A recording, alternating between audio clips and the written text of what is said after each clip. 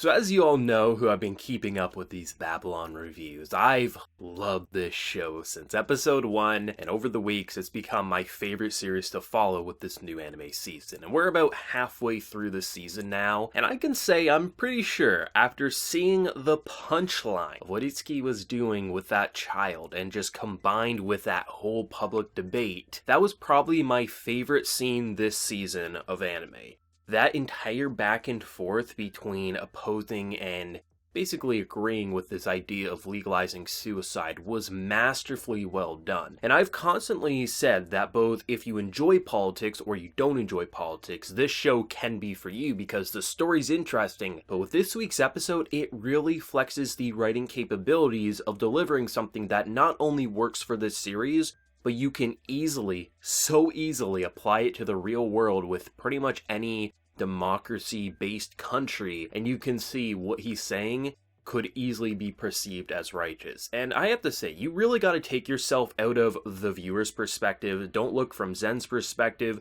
Look at it as someone who's seen someone with a radical idea of legalizing suicide, a bunch of people jumped off a building, and everything that he said in this debate. More often than not, I would say a majority of people would side with Easkey, and I know I would. If I was just a general voter looking at who should I vote for in this upcoming election, what should be the idea that I support? All of the opposing sides are pretty much run-of-the-mill of what you expect. Emotional, logical, radical, kind of extremist, but it was all opposing it in a bunch of ways that the majority of the public would oppose it. As seen by the stats, most people in this country disagree with legalizing suicide. But when you have a man who can easily counter every single point with such elegance, as if, holy shit, he's not insulting you, he's not deflecting, he's literally countering your points. A big issue with modern day politics is that it's just attack, and show why the other person's more shitty than yourself. But with this man, he's literally countering. He's not hiding away from the complaints, he's actually tackling it heads on.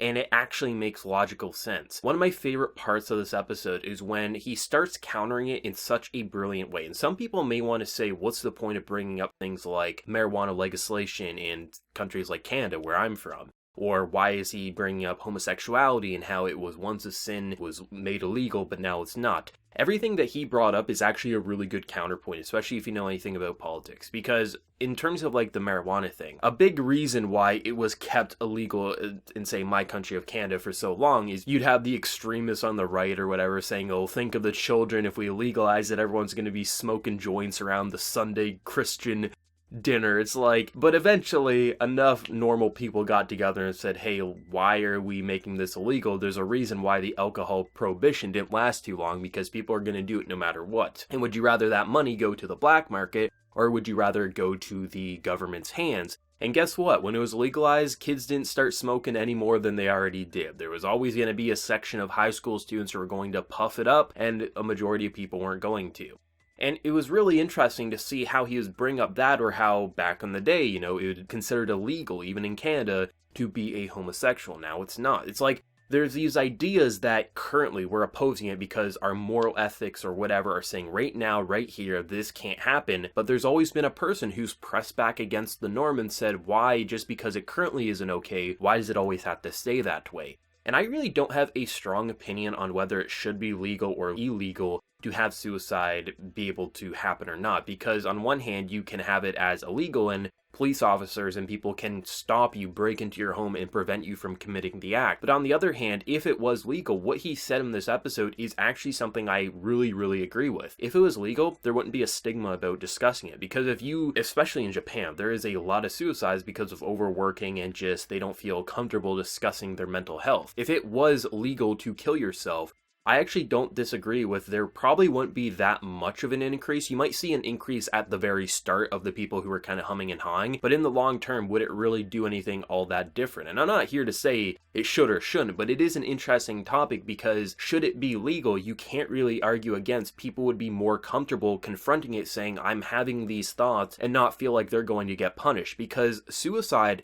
is like the only law that I'm aware of that can be punished if attempted, but can't be punished if committed. Because if you commit suicide successfully, you're dead and you can't be charged. But should you try it, you can. So should someone try to end their life or even start discussing it, they're going to get sent into an asylum or sent to therapy or something. But that's not what always people want. They just want to be able to say, I'm having these thoughts, and someone's saying, hey, I'm not going to call the cops on you because I think you're going to end it right here and there, right? So it is interesting how the back and forth was so well done, especially just like the economical. Like some people might want to say, is this guy really bringing up economics that the more people dead, the less money the government will have? Absolutely. There is a very strong section of every country that is all about the economics. And if you say people can just end their life and not worry about it, then where's that money going to come from? But you can counter it saying, realistically, not many more people are going to do it than before. It's just we're not going to try to punish those who want to take their own life. You have the more emotional side of being like, hey, you cannot entrust people to make rational decisions with emotions, which is true. Really, only robots could, because humanity is a very emotional species. It's both our greatest strength and our greatest weaknesses depending on the situation, and to just entrust people to make the right choice with ending a life, can you really do that? And then you have the more extremist side coming up and attacking him. But the fact that Itsuki he didn't attack, he didn't deflect, he just countered, and when it got to a point where it would just be an endless back and forth, he just said, we will have to let the voters make their decision. And that was what was so great about that entire sequence, is rather than trying to like shove an agenda or something down your throat, it was really just bringing up ideas. And it really got me thinking about, I wonder what I would do should a law like this get brought up in my own country. And if someone was as persuasive as Itsuki, I don't know that I would vote against him. I might even vote for him, because he does have a lot of really solid talking points. Of course, if we bring ourselves back into Zen's perspective and what we know about what's been going on underneath the hood, of course you don't want to support him or even say anything he's saying is fine. But just that entire sequence, especially building up with Nomaru and just how he really, I thought he was about to win this. Because for a while there, Itsuki really had everything under control. He was breaking down everyone's points, and I was like, this man's going to get a jump in the polls by like 30 points, guaranteed. There's no way, especially if the election's tomorrow, that slight bump isn't going to get him to like a majority territory with the public, right? But then he starts countering it by bringing out a child who posted a video online saying he didn't want his father to die. And because of the rules laid out, even a child could run for office. He would drop out. You would not only have the voice of a child, which is the emotional point, but you would have a very intelligent, a very experienced leader backing said child. How isn't he gonna win? And then Itsuki, he shows his true colors. That's my son. He literally did the most perfect move I've ever seen. If this was realistic and this was real life right here, this would be a textbook example on how to get elected. Not only did he logically and very maturely counter everyone's points, he gave everyone an open mic, didn't shut them down, didn't insult them, but countered with his own logic. Then, even though some people are going to see through the smoke and mirrors, he let his son open and have that discussion and say, I don't want my father to kill himself. And because he's making it legal, he was able to have that conversation and realize, I don't want to end my own life. Now he can literally argue that because of the laws that he wants, he was able to have that conversation and not take his own life. Obviously, we know it's bullshit, but he literally just did the best political move, and I am just giddy like a schoolgirl here. I love that so much because the directing was so well done building up to that I figured like maybe next week there'd be something that would shut him down. Maybe there'd be a bump in the polls we didn't see coming, but I did not see that child being his son. Maybe there was more hints and clues that I wasn't picking up on, but I think the idea of it was just a boy, and I thought maybe the boy would betray them or something. I wasn't expecting that his father was the one legalizing it and he was going to kill himself. It really does feel like he used his family as a crutch to get himself political power, because now that it's legal and he's passing these laws that saying if you want to kill yourself, it's okay, he can now argue, see? I didn't take my life because I was able to have a conversation with my son and I didn't have to fear the law. Holy shit, that is insane. Talk about getting your hands dirty. I was ready to say this episode was about getting your hands dirty when it was kind of brought up that Zen was disbanding his organization and saying, hey, I'm gonna kidnap the guy, which honestly, at this point, what other choice do you have? The law isn't going to be able to catch up with them. They're not going to be able to put him behind bars before the vote. So, hey, I'm going to do this, but if you want to arrest me, obviously go for it because I'm about to break the law. And everyone's being like, well, if we don't do this now, we're also going to be breaking the law, so let's all just go kidnap him, right? At the start, I was already backing their plan, but I'm sure there's going to be plenty of people saying, well, they should still try to do it lawfully because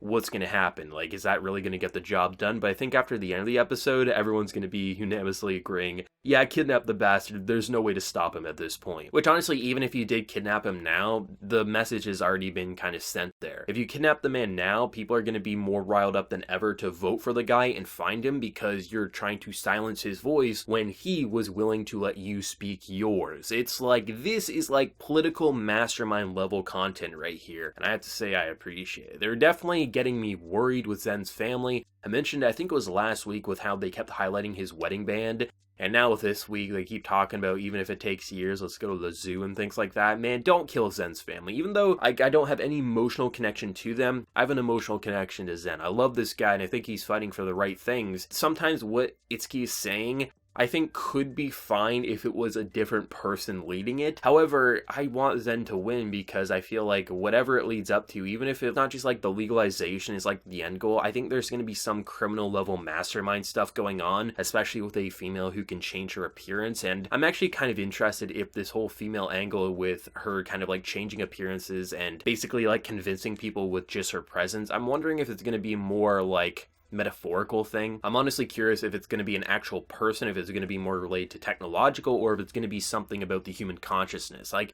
I really don't know where they want to go with this character, but I'm quite interested nonetheless. But this was one of the most memorable anime episodes of the fall season, without a doubt. Definitely going to be a hard episode to top for sure, but the fact that we're only halfway through Babylon, I think they definitely can easily still top this in the coming episodes. But what did everyone think, for either people who have experience with the source material or are completely anime rituals like myself? What do you think of the political side, and were you getting as convinced as I was listening to this madman talk? Because, yeah, he definitely had me hooked for a while there. Let me know your thoughts down in the comment section below. And if you did enjoy, be sure to drop a like and also hit that subscribe button if you have any news. So until next time, everyone, please take care and have a good one.